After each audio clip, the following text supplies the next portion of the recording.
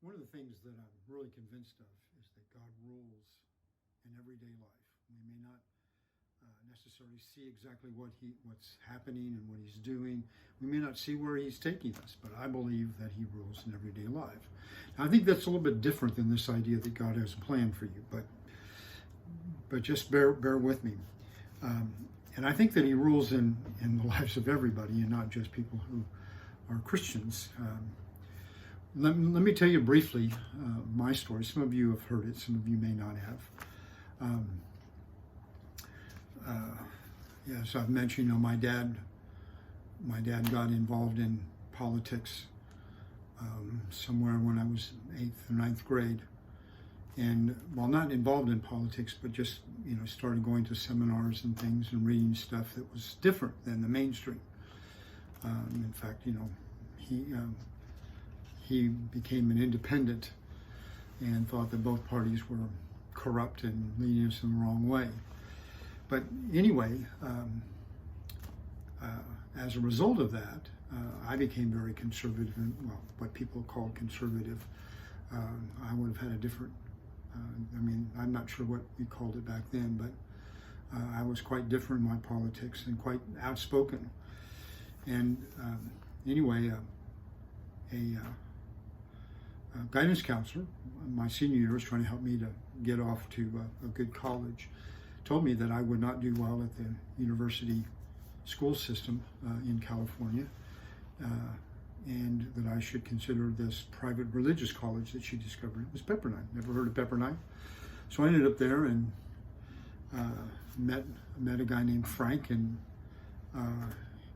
after I lost my scholarship after 2 years, Frank had already decided to go back and so I stayed with him and there in San Diego because I didn't, I wanted to, I wanted to be independent of my folks. But anyway, met his family, went to church with them, was baptized, and then they suggested become a preacher. So when I look back, God somehow got somebody in my dad's life that got him onto this direction of political thinking.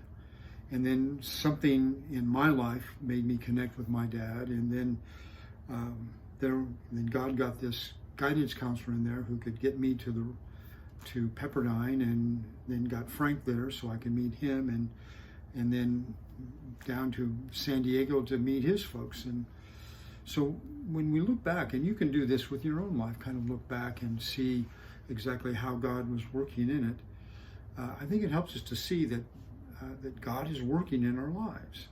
And this is really what Esther, I think, is all about, is that no matter what's going on in our lives, and sometimes we're paying attention, sometimes we're not, but God is at work. And I want to kind of just highlight some things that kind of lead up to this, that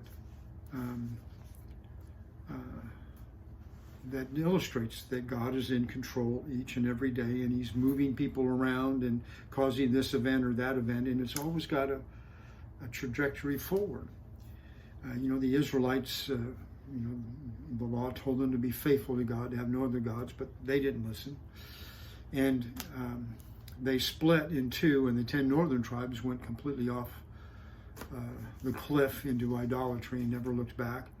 And they infected the 2 southern tribes where Jerusalem was and the Davidic king was on occasion, as well as the nations around them. And finally, God told the 10 northern tribes, I've had enough.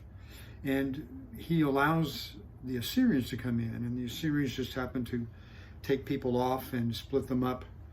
When they conquered people, to exile them to other parts of their empire so that they wouldn't get involved in national pride, and thus it would be ruined. And same with the Babylonians. They would cart people off. But the Babylonians were a little bit differently. They kept families together, and what they did was they took the elite of various countries and brought them into their country in order to assimilate them into their administration and their culture. And that's where the Israelites were. And of course, about 605 BC is where this all started. exile into Babylon by the two southern tribes. And Jeremiah tells them to be 70 years, which is 535 BC. But as time is, going on, I'm sure some of them wonder what's going to happen. Well, all of a sudden the Medes and the Persians take over with Cyrus the Great, and about in 538 BC. So you understand that the dates are a little fluctuating here. And they have a policy of sending exiled people back. And so they sent the Israelites back, and they go back and they rebuild the city, they rebuild Jerusalem, they rebuild the temple, but they're still under the Medes and the Persians. And what nobody knows is that there's a threat hidden in the Medes and the Persians to all of the Israelites, but it's not in Jerusalem, in spite of all of the problems that Ezra records and Nehemiah records. The real threat, there's a real threat back in the empire, or in the capital city of Susa, in the Medes and the Persians. And when we go there, then King Ahasuerus, who's the fourth king, throws a party. Wants the queen to come and do something for him in front of everybody. And she says no. And so he says, okay. Well, he asked the wise men what to do. And they said, well, you better replace her. Otherwise, women will rebel against their husbands all over the empire. So he does. So he gathers women from all over the empire. And in that happens to be Esther, or actually Hadassah.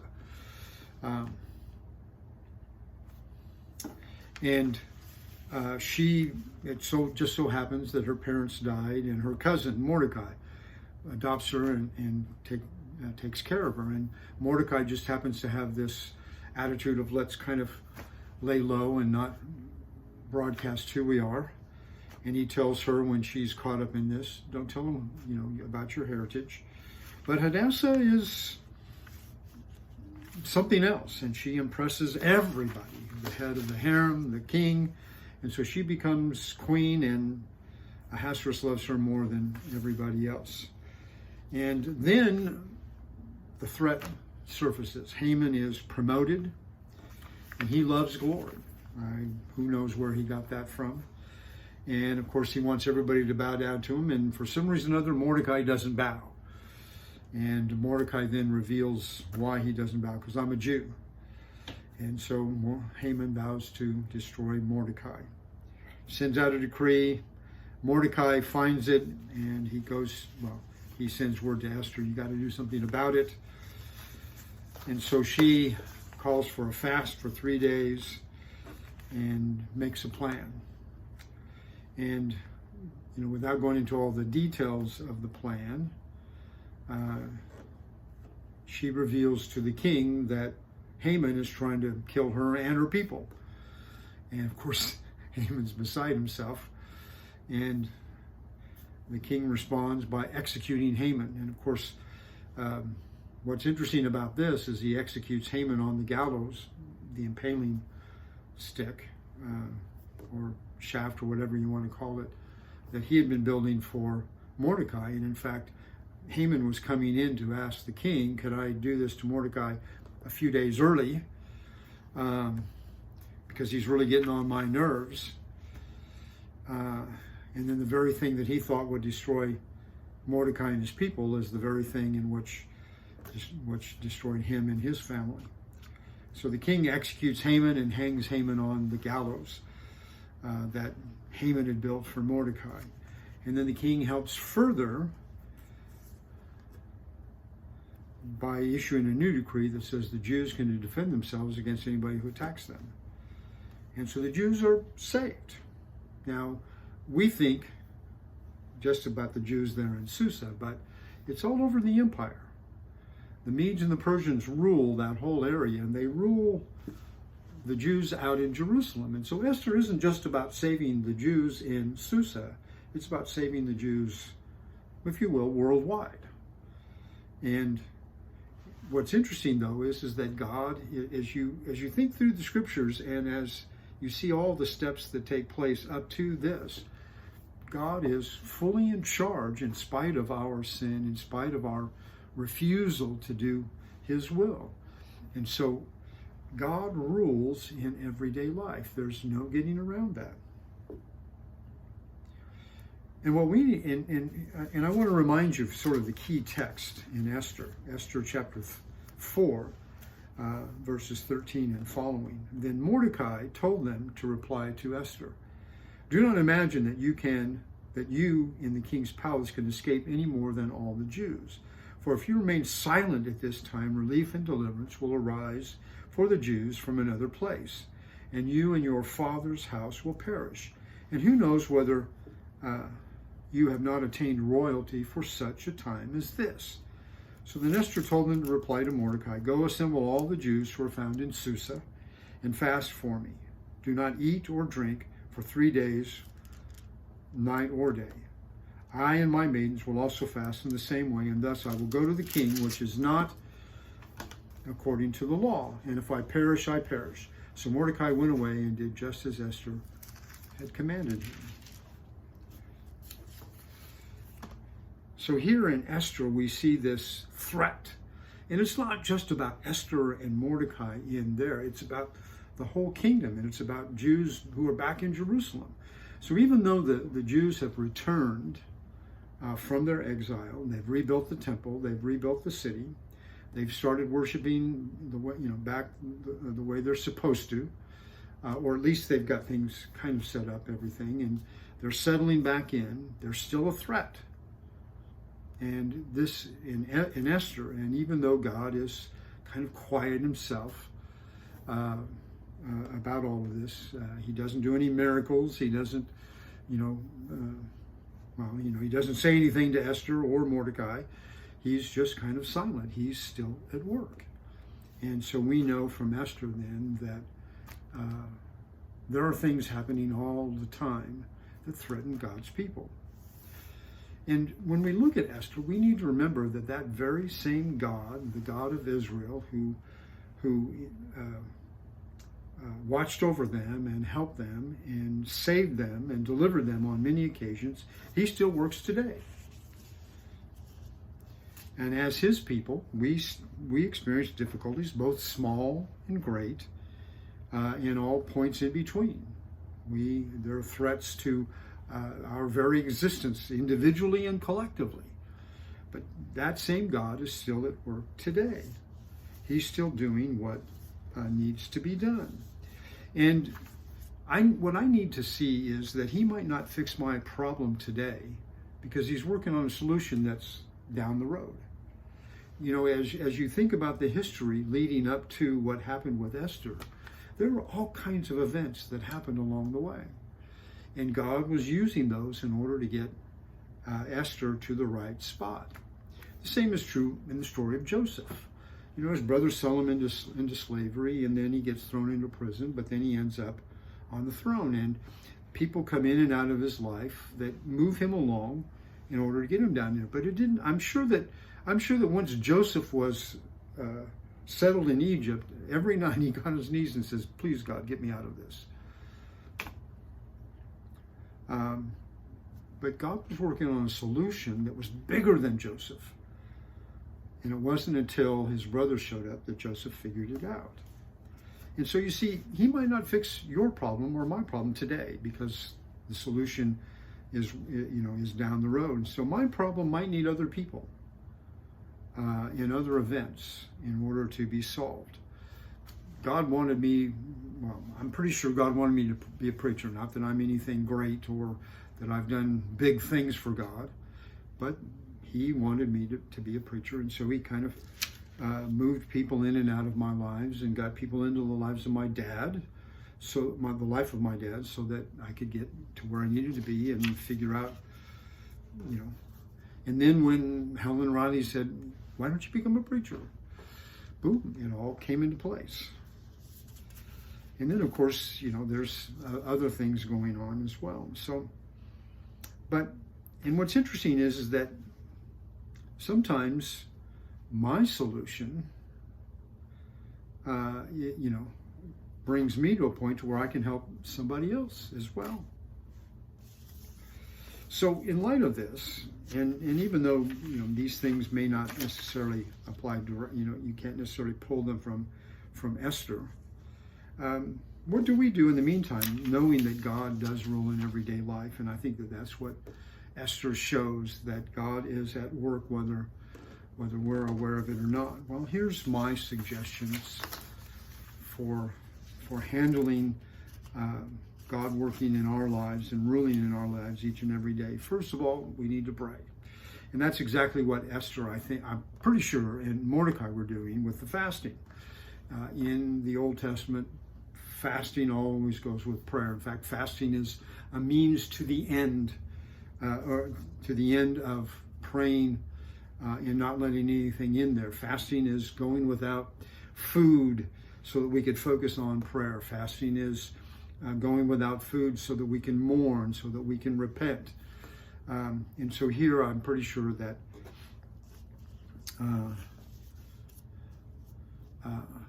that Esther and the group were praying about that. And I'm pretty sure that when she told Mordecai to fast for me, that's what they were doing, was praying for Esther to be, to find favor with the king and so forth. I think second of all, we need to be patient. Patience is not an easy thing in our world today. You've heard, the fellow that said, "Lord, I need patience and I want it now." We live in an age of instant. In fact, we bought an electric pressure cooker called an Instant Pot. And what's amazing about it is that, I found out something that I can do that's really kind of cool, and that is have hard-boiled eggs in about 4 minutes. And it's amazing. But we love instant, and we've got microwaves that boom, instantly heat things up, and we've got no patience. I was reading about a fellow, and he said that I'm sitting in a traffic light in a neighborhood waiting for the light to turn, and I'm trying to be relaxed and unhurried about my life. Before I have a chance to respond to the light that has just turned green, the person behind me is already on his horn. It happens often enough that my wife and I have given this name and this experience a name, Gronk. It's a contraction of green and honk. It represents that nanosecond of time between the fresh green light in front of us and the angry horn blasting behind us. It is an inflammation of patience, he says. It is an utter lack of simple kindness. It is chronic and epidemic, and bottom line, it is unloving.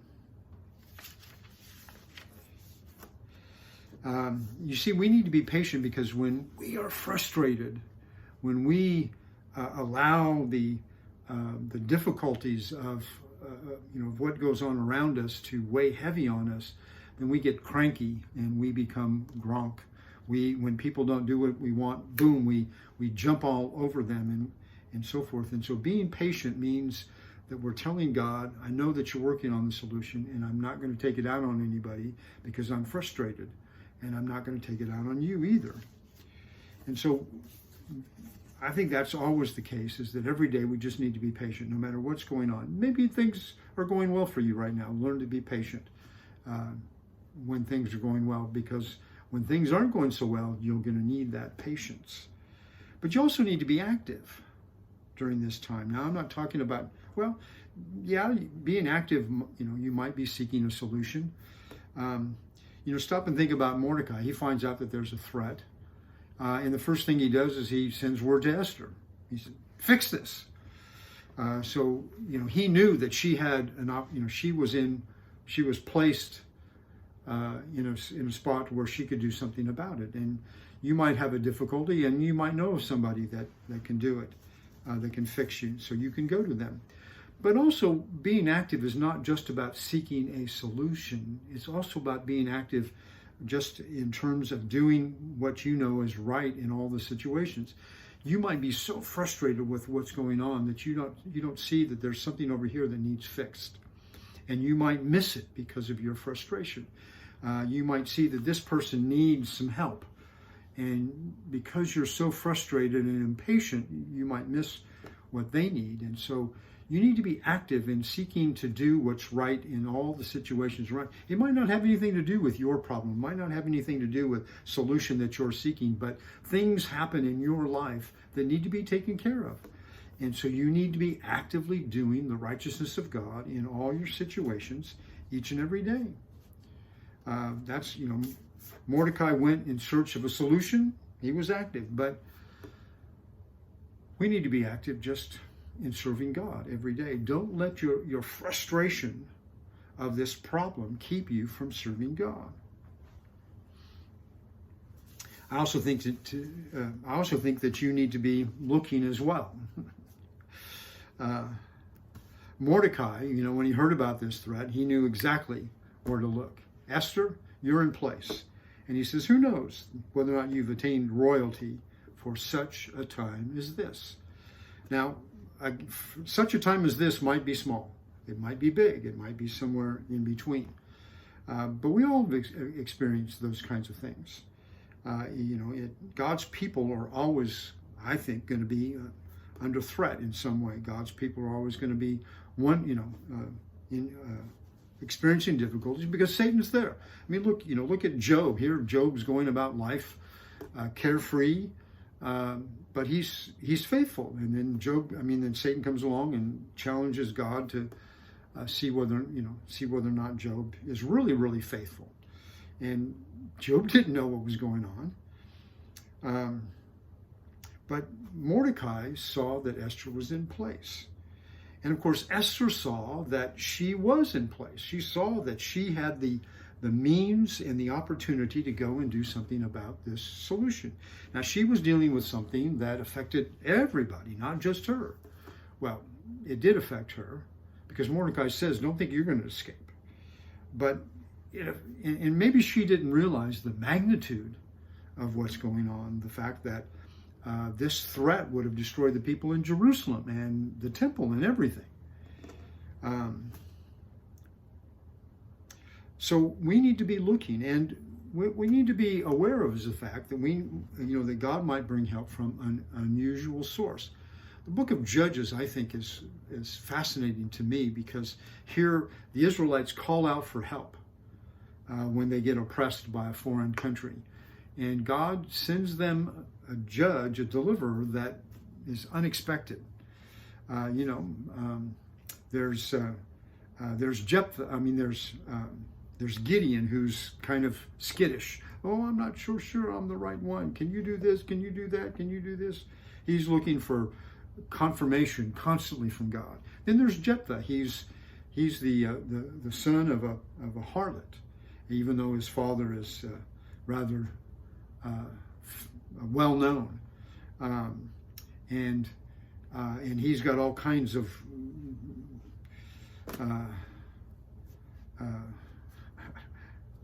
riffraff around him, and yet God used him. And there's Samson. He's weak-kneed with the women, but God uses unusual sources sometimes. We might not be expecting them, so you need to look for them. Or he might use a variety of sources. As I'm sure that Esther wondered exactly how this was all going to play out. But nonetheless, she knew that she was in the right spot, and she knew that the king held the key to dealing with this. And she was pretty sure that the king loved her enough that once she revealed what Haman was doing, he would do something about it. But day in and day out, we need to be aware of the fact that God is working. We may not always know what's going on. We may not always have the big picture. But we need to remember, though, that he's there so that we will be patient, we will be active, we will be looking, and we will be ready in order to do whatever needs to be done. Esther certainly was ready. If I perish, I perish. What a courageous woman she was in service of her people and her God.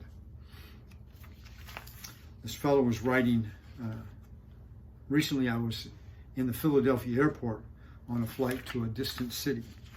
Every half an hour they would tell us that we would get an update in another half an hour. I knew the plane was there, the crew was there, all the passengers were there, but the flight kept getting postponed. I must admit that my patience was running low. When we were finally boarded and about to take off, the pilot came on and explained why it had been taking so long. He said, just before we were going to board you, our mechanics found a problem with 2 of our tires and a routine maintenance check. We had to replace both tires. So all of a sudden, I feel grateful for the delay that had been so frustrating. Now, there was a very good reason for that particular airline delay. And I don't have to tell you, airlines don't always have a good reason for the delays, but God does. So you see, life brings a lot of pain sometimes and a lot of frustration. But we never know what God is doing. So that's why we need to be patient. And we need to be trusting, because God rules every day. God bless.